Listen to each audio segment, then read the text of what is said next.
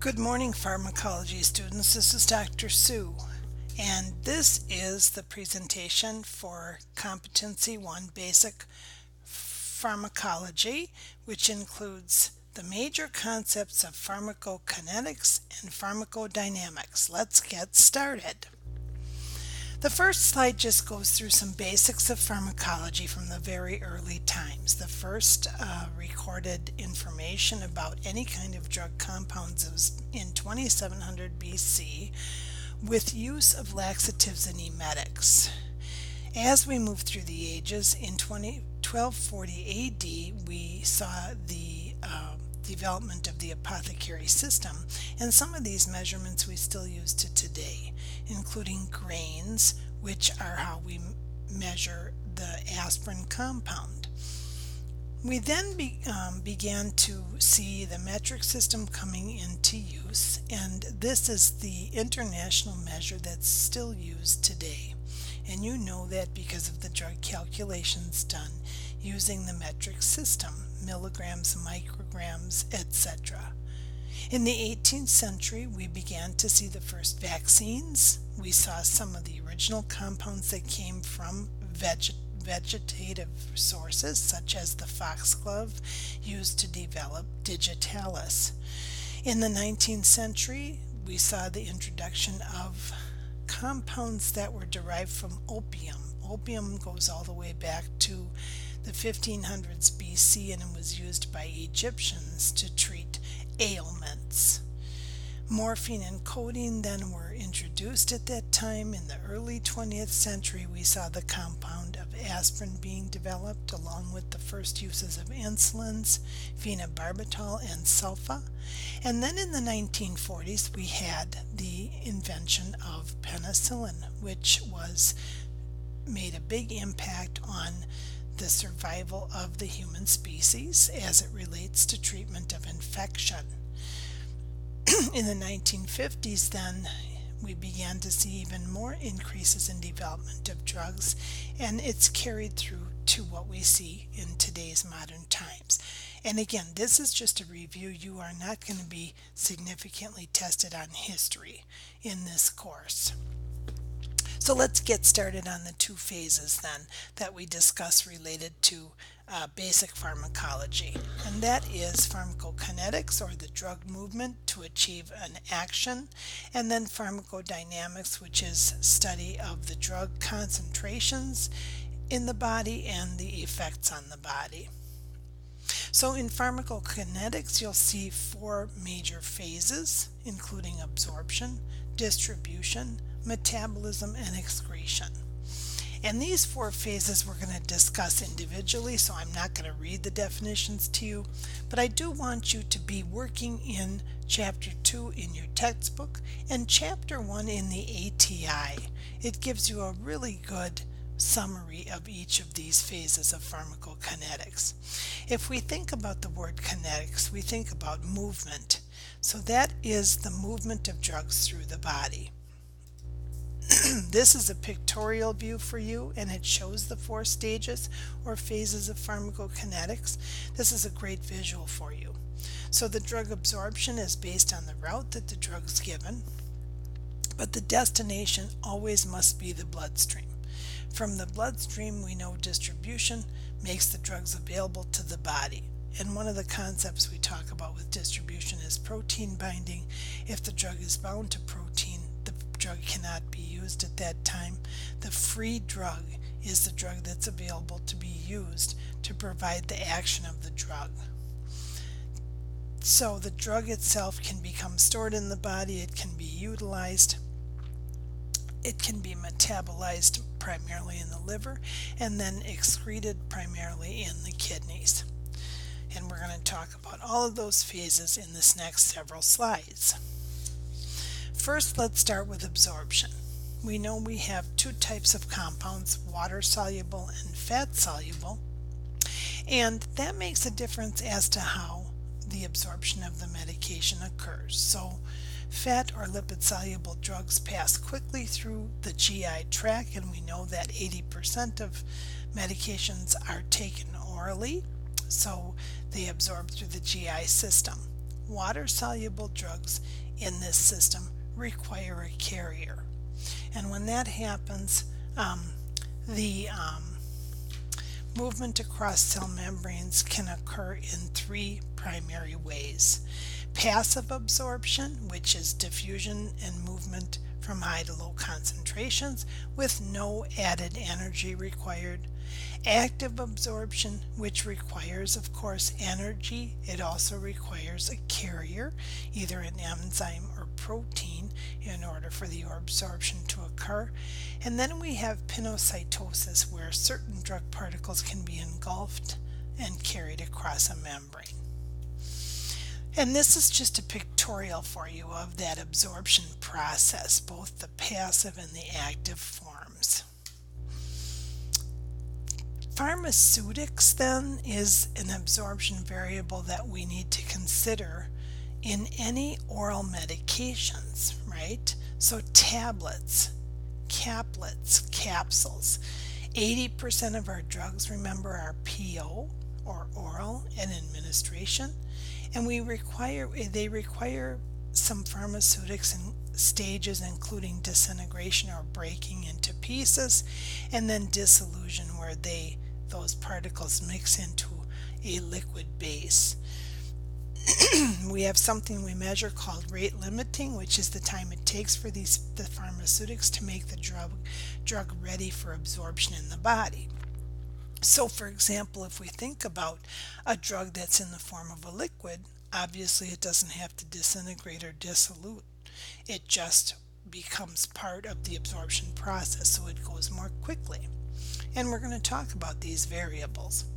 So, what kinds of things impact pharmaceutic processes and interfere? So, the first thing is the excipients. And what do we mean by excipients? Well, the excipients, of course, are the fillers that the compound is mixed in to make the tablet.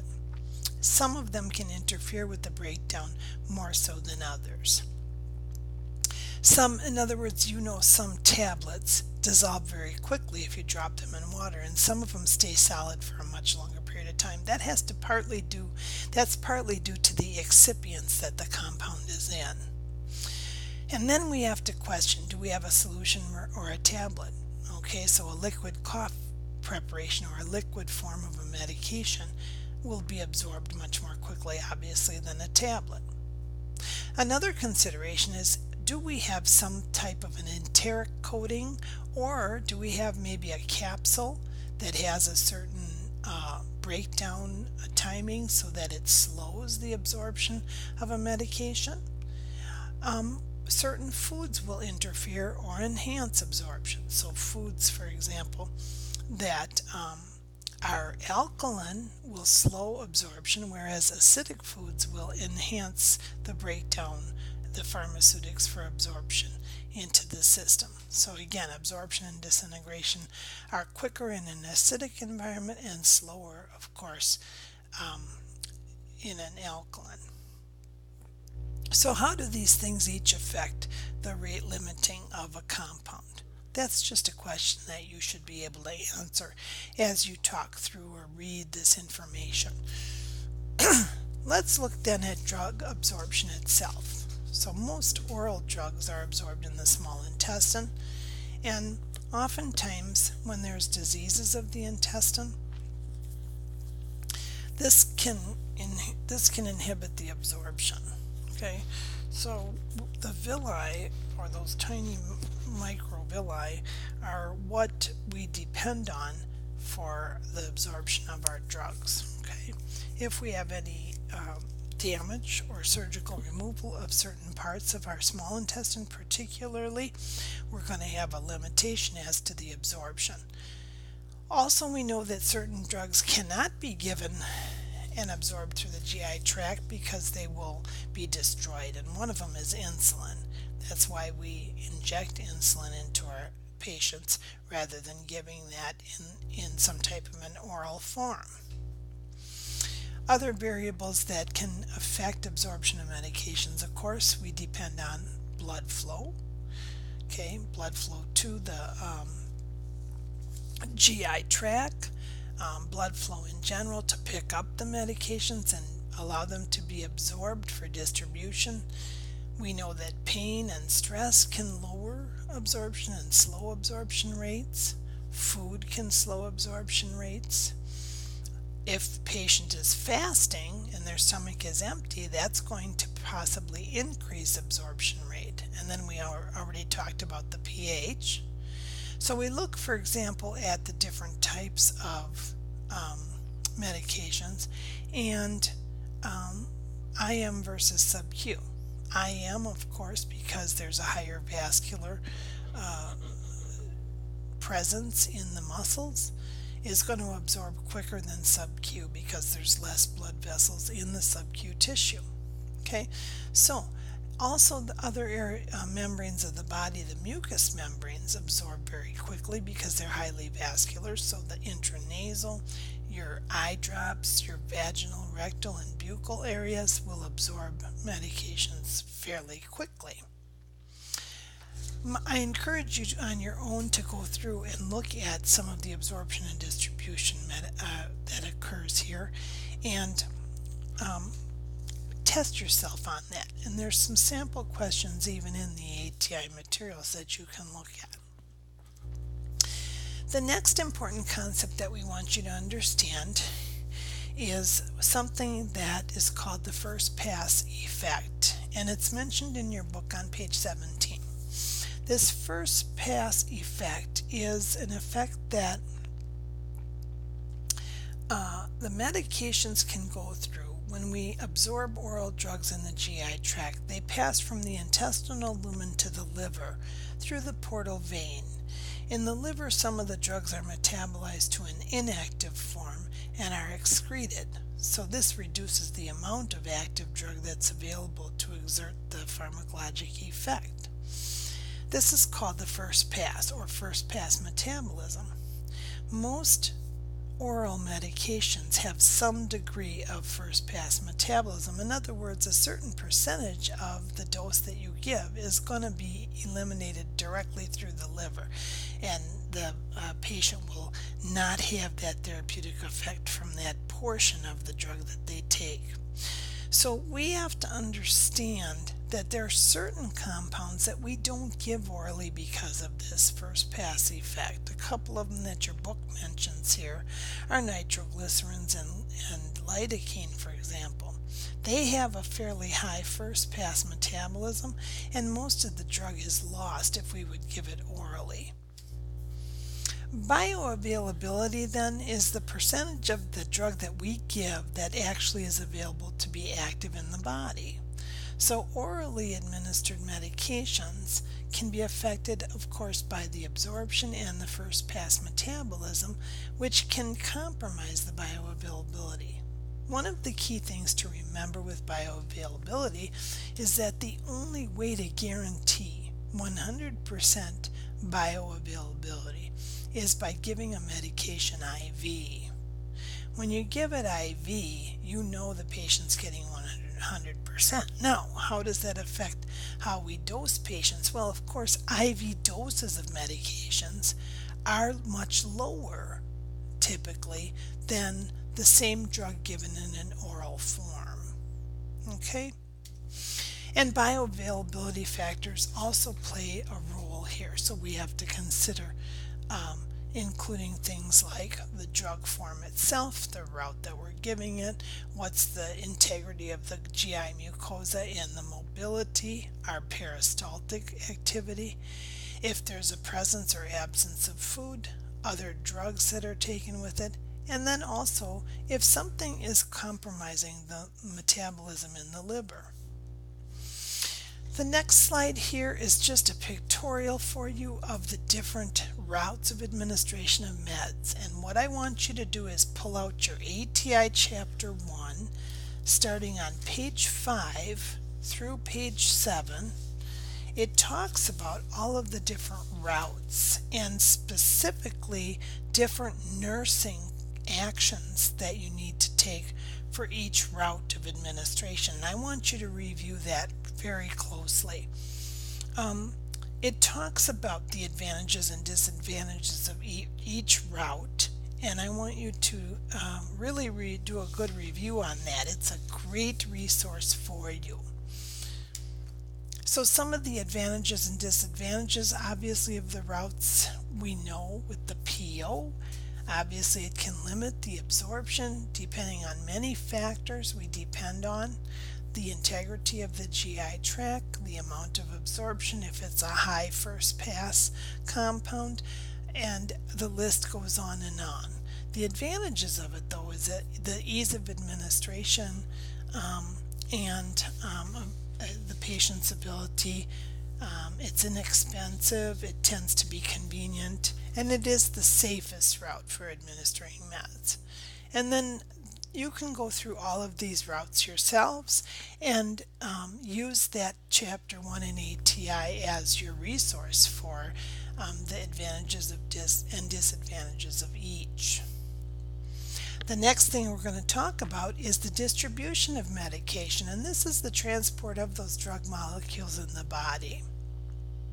So we of course know that it's dependent, the patient has to have an adequate circulation, otherwise we know that distribution of drug will be compromised or lower. A patient with severe vascular disease or a patient with diabetes that has, let's say, a lower leg infection, the disease process itself will change the vascular system, which will compromise the circulation. So that's a big factor. Also, we need to understand the drug's affinity to tissues. And the greater the affinity, obviously, the better effect we're going to see. Therapeutic effect. Protein binding effects, then, again, remember that has a factor on how much free drug is available to cause the action that we're looking for.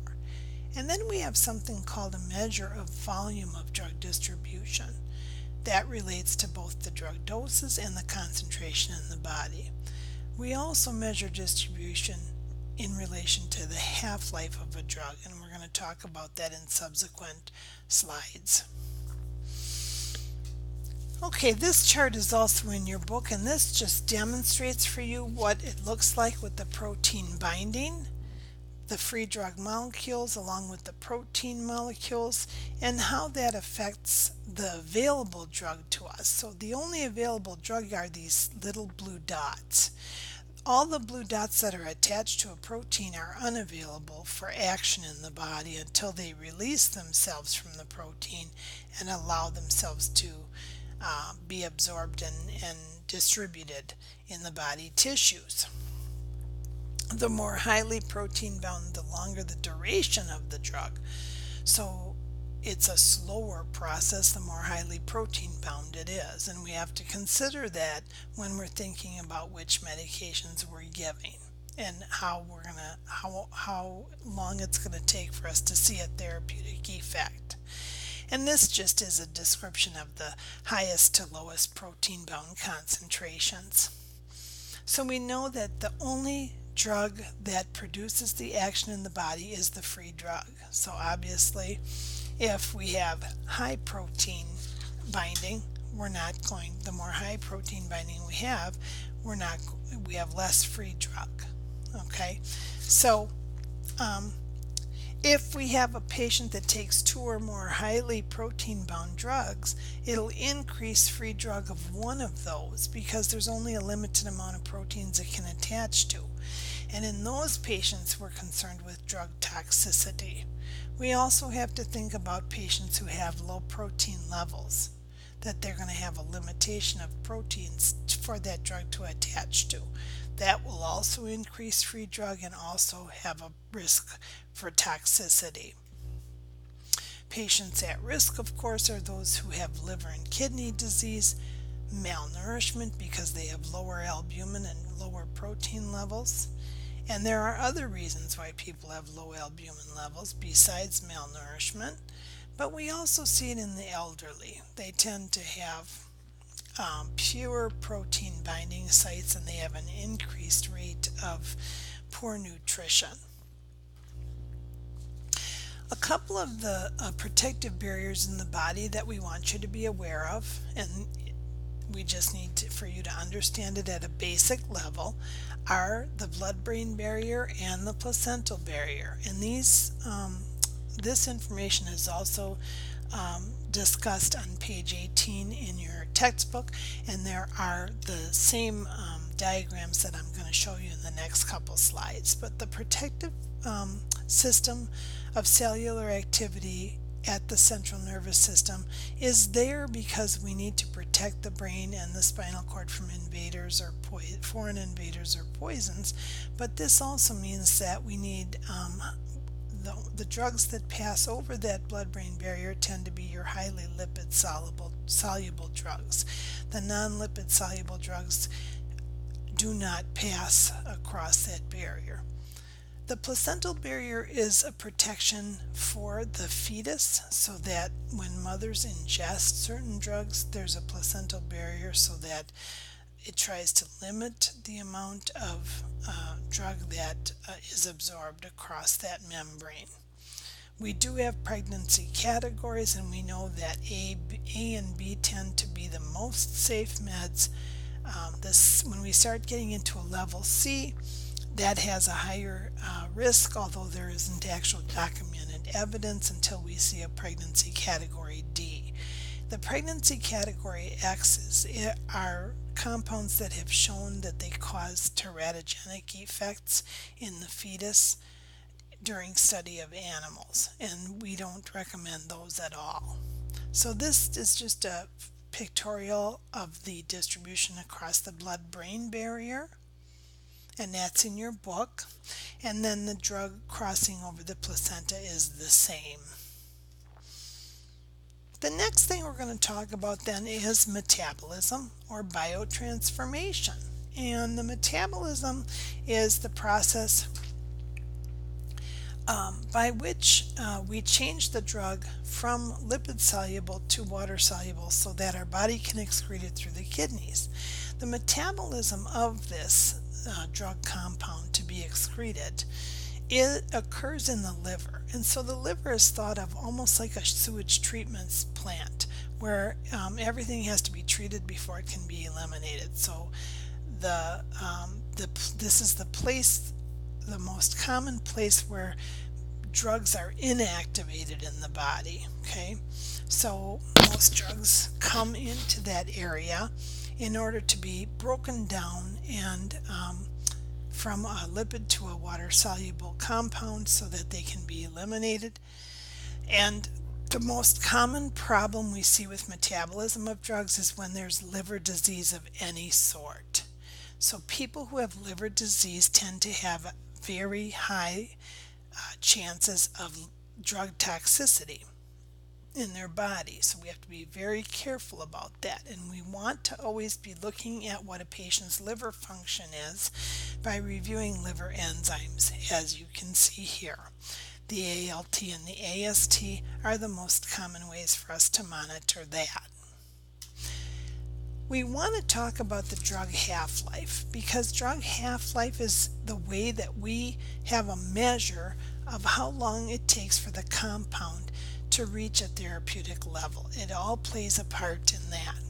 So a half-life is the time it takes for the serum drug concentration to be decreased to 50%.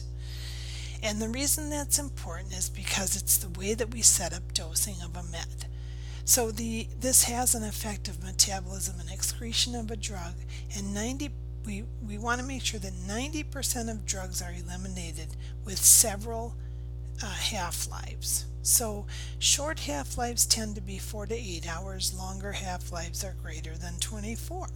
And we want to try to maintain a steady state of concentration. So in order to do that, we typically have to dose a person so that they can have 3 to 5 half-lives reached by the time we get to the steady state. Well, what does that mean? Well, let's say we have a drug that has an 8-hour half-life. Let's say it's an antibiotic. Let's say it has 100 milligrams as its dose, so it's a new drug. So at 8 a.m. we give that 100 milligrams. We then are going to be giving another dose at 4 p.m. So we're going to give another 100 milligrams, but only 50% of the first dose is gone. So now we have 50 milligrams left. So that's 150 milligrams. Okay, then when we get to midnight, 8 hours later, we still have 75 of that 150 left, plus we're going to give 100. So now we're at 175. And it just keeps going from there. And typically we can reach a therapeutic concentration within 3 to 5 of those half-lives, which is usually within 24 to 48 hours of administration start time. So elimination then is the removal of drugs from the body, and elimination can occur in all the areas that you see here listed, but the most common one, of course, is the kidneys. They filter the free unbound water-soluble drugs and drugs that are unchanged. Protein-bound drugs are not filtered by the kidney until they can be released as free drug. And then they still may have to go to the liver to be broken down from a fat to a water-soluble compound. Now the lungs are usually only reserved for elimination of volatile drugs, things that are metabolized by CO2 and O2, CO2 and water. That's usually what happens, is that the metabolites become carbon dioxide and water and are exhaled out of the lungs. And the most common compounds that you see excreted that way are your centrally acting anesthetics and analgesics. So inhaled anesthetic, patients who are post-operative, we encourage deep breathing coughing because their body is ridding itself of all those potent volatile chemicals that rendered them unconscious during surgery. What do we have to look at related to elimination of drugs? Renal or kidney function, right? So any patients that have any compromised in their kidney function will retain more drug compound. You have to think of that. That's the common take-home message. So every phase of this pharmacokinetics depends on certain organs. Specifically, metabolism focuses on liver and excretion, of course. Elimination depends on our kidney for the vast majority of drug compounds. So we really want you to understand these concepts. It's the renal or the kidney clearance of drugs can be affected by the pH of the urine. The more acidic urine will rid itself of some compounds, whereas other compounds depend on alkaline. And so that's important for you to understand. We have to understand a couple of ways that we measure renal function. Most commonly the blood test of blood urea nitrogen, or BUN, and a creatinine measurement, the two of them combined, not just one and not just the other. And we tend to also sometimes measure accurate function of the actual filtration of the kidneys through the glomeruli by doing creatinine clearance tests. And we know that the creatinine clearance will decrease with age. It will decrease in women due to less muscle mass. But these are all important things to recognize related to kidney function. Pharmacodynamics then is the next thing we're going to talk about, and that has to do with the study of drug concentration and effects on the body.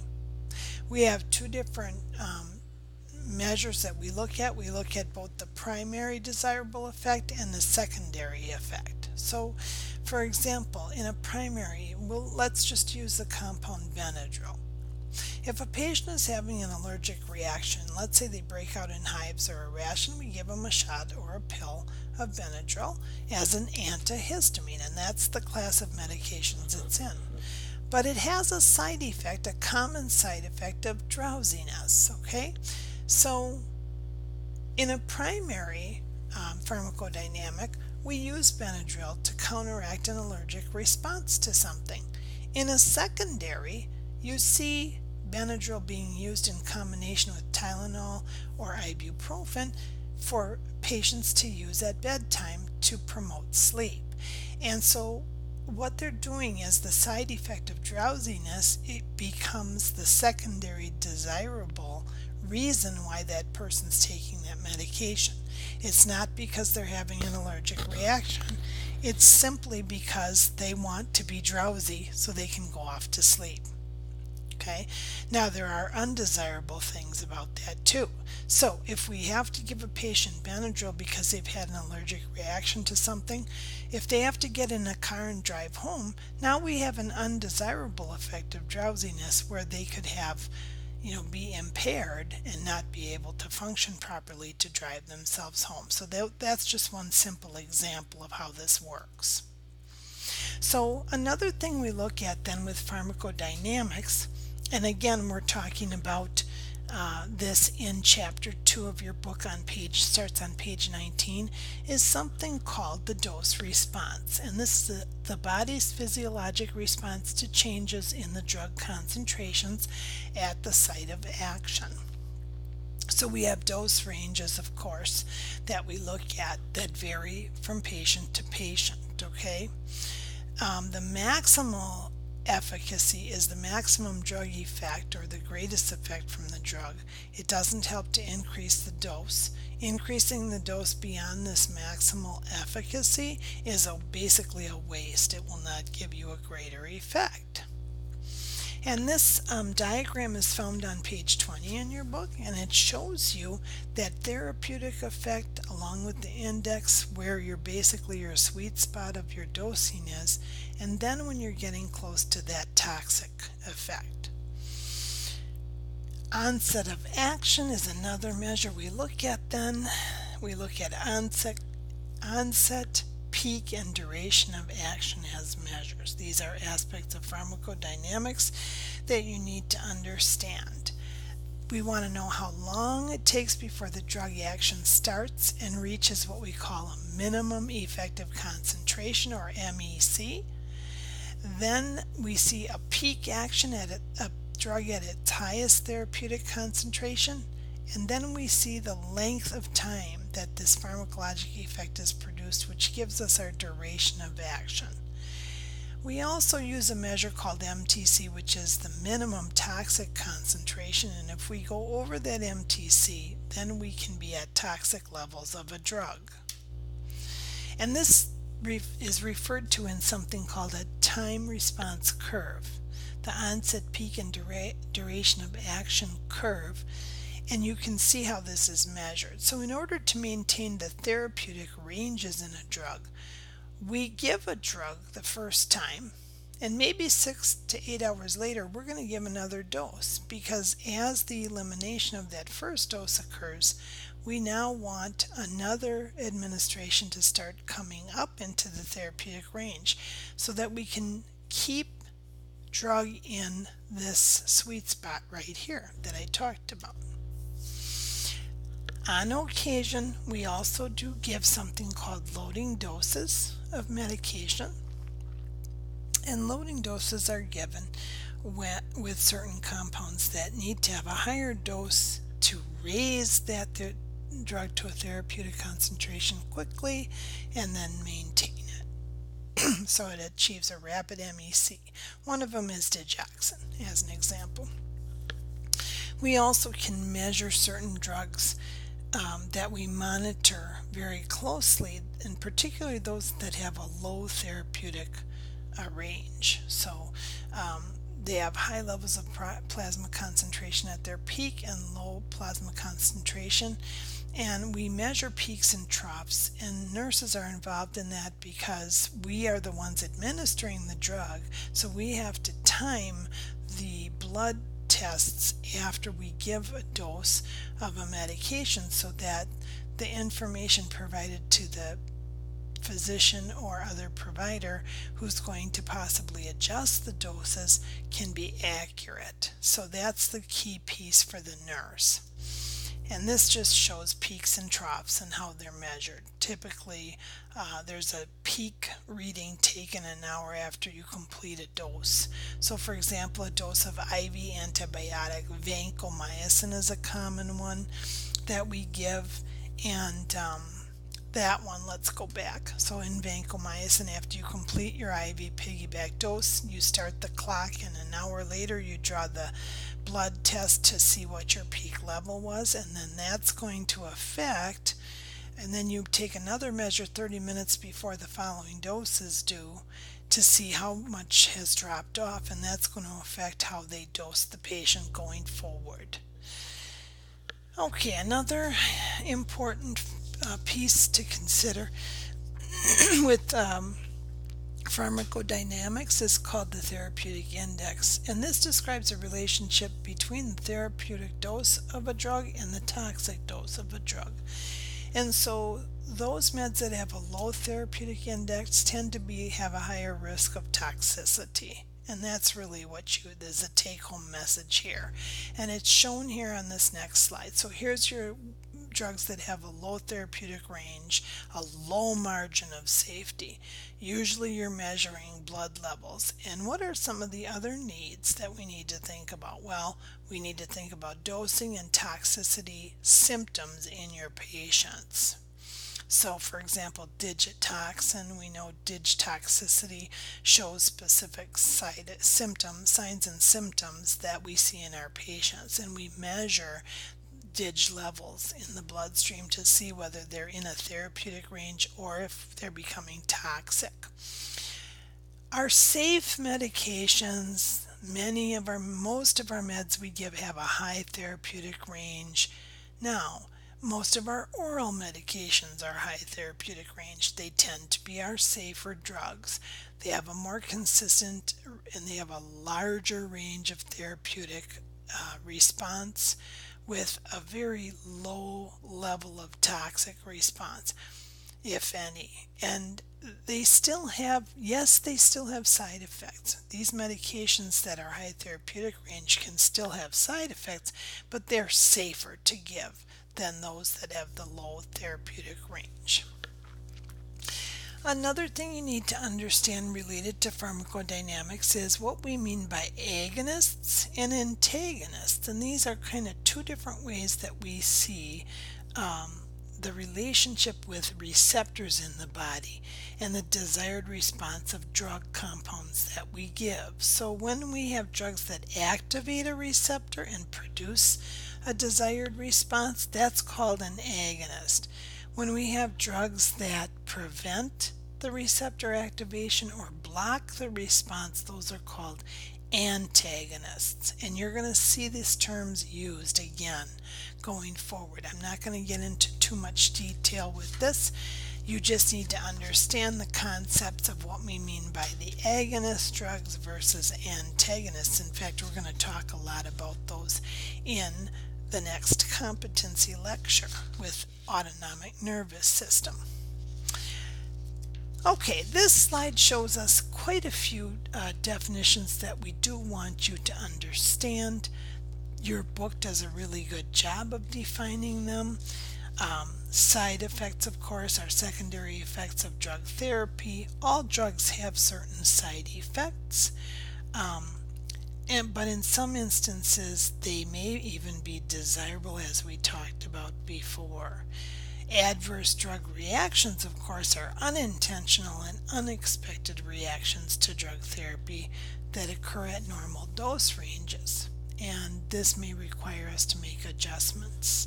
You also have to understand some of the other terms such as the tolerance, the placebo effect, and all of these definitions are found right in your book on page 22 and 23. So I would encourage you then to look at all of that information very closely.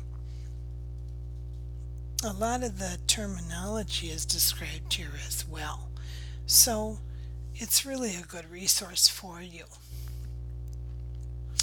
What other things do we have to consider related to interactions and absorption? Well, we have to think about interactions with two different drugs. So when we think about absorption, we look at how the rates of absorption for one or both drugs can change if we're given multiple drugs based on whether we have increased GI gastric emptying, if there's a change in pH, if certain drug complexes are formed that do not work in the body,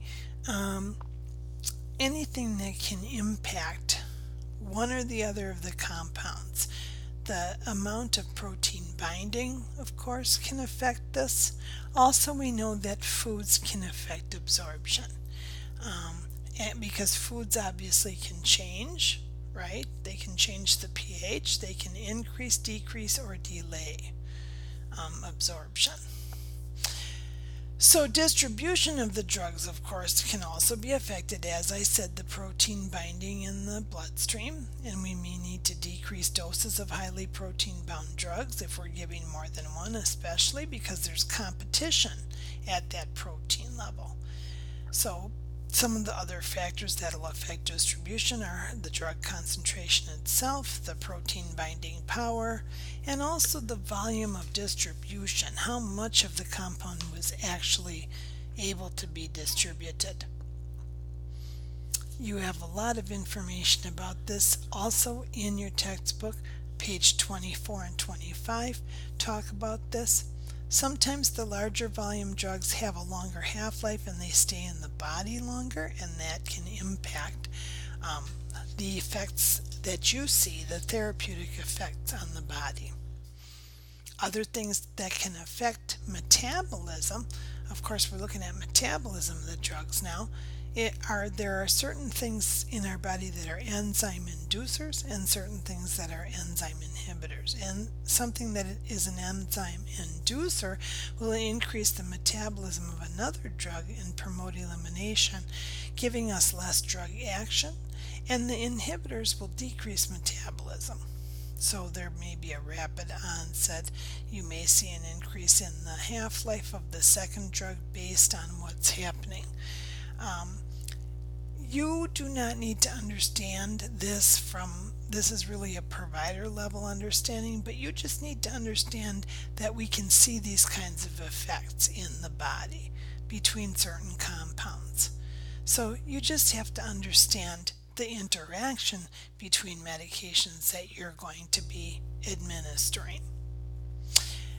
In elimination of drug and food interactions, there's a general rule. Any drug that decreases cardiac output will also decrease blood flow to the kidneys, which will decrease our excretion of drug. So if we're slowing cardiac output, which will slow blood flow to kidneys, we will lower the excretion of drug rate, and that can increase risk of toxicity. So always be thinking about that. You just have to connect the dots and see how the function of our kidneys and the function of our liver, along with our circulation, are a dynamic that go back and forth that can increase or decrease drug concentration in our body.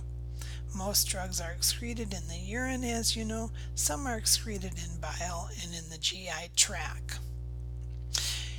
Another factor to think about another few factors to think about with pharmacodynamics are some of the interactions that we can see. So the first one is something called an additive drug effect. We also can have synergistic effects and antagonistic effects.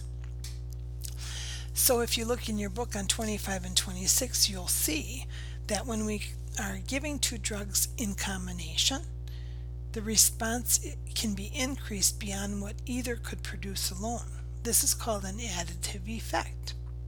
So for example, if we give a diuretic and a beta blocker to lower blood pressure, we're going to see a better response than what we would if we just gave one of them.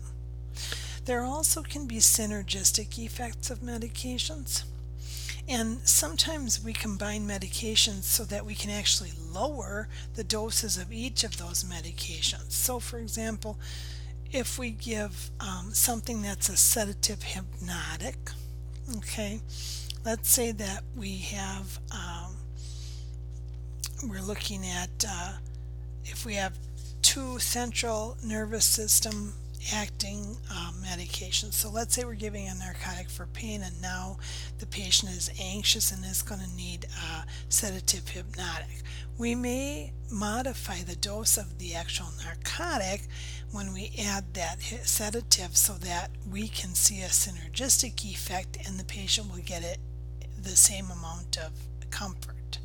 So it just depends on the combination of the drugs to cause a desired effect. Antagonistic effects, of course, are those that one medication can block the effect of the other, and sometimes we see this, for example, with medications, for example, like a narcotic. And sometimes we're looking for that effect. So, like if we get a narcotic, if we have patients that are given a narcotic and they get too much medication in their body where they start having respiratory depression, we're going to give something called Narcan, which causes an antagonistic effect to reverse the effects of the original narcotic. And that's just one example of an antagonistic effect. So these last few slides talk about some of the resources we want you to draw upon. Of course, our pharmacist is our number one resource when we're in the primary care environment or the acute care environment. And what is really their role? They interact a lot with nurses. You will come to rely on your pharmacist for just having a more consistent approach to knowing the interactions of the drugs, the IV exposures, what gets along with what. They're always a good resource, and we also have all of our drug reference books that you see here, your textbook, a nurse's drug handbook, and in the acute care environment, most of your medication administration records in the electronic system have an automatic link to Micromedics, which is really nice. You can look up the meds right on the spot when you're giving them if you have any questions. Another aspect of medication administration that you always have to keep in mind is the over-the-counter preparations. There's an increase in the number of them. What are the disadvantages and advantages of that, and what's your nursing role? We know that the nurse has to take a good history and ask the questions, are you taking over-the-counter preparations? Because if you just say, can you tell me what medications you're on? Many patients only give you their prescription medications. They don't even think of their over-the-counter preps that they're using. They don't think about their herbs. They don't think about any supplements they're using. So all of the vitamin supplements, you need to ask specific questions and be very clear in order to get a thorough feedback of everything, every compound that they're putting into their body, because that can affect how they react to prescribed medications. We also have to consider whether the patient has some type of an addiction, if there's a tolerance we start noticing, or if we're seeing any withdrawal symptoms at all. And I think 3 to 5 days is even late. We actually can see alcohol withdrawal within 48 to 72 hours, including nausea, convulsions, and hallucinations. So we have to be in tune to that as it relates to drug and medication administration. Some of the other things about over-the-counter preps is the drug interactions that we see. Oftentimes are liquid form of antacids, for example. When they're taken along with prescription medications, they can basically negate those pills that the patient took. They will inactivate the drug. They can have an effect like milk of magnesia can wipe out the therapeutic effects of a blood pressure lowering agent, and the patient can not have the drug response they need to keep their blood pressure down. So these are all things we have to consider. We also have to look for overuse or overdosing. Patients will do this. We have to think about drug interactions. They don't always follow the directions of the over-the-counter preps.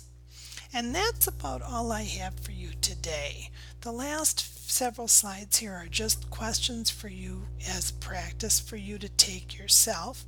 The answers show on the transcript form of the notes. So I hope you have a good rest of your day, and thank you very much.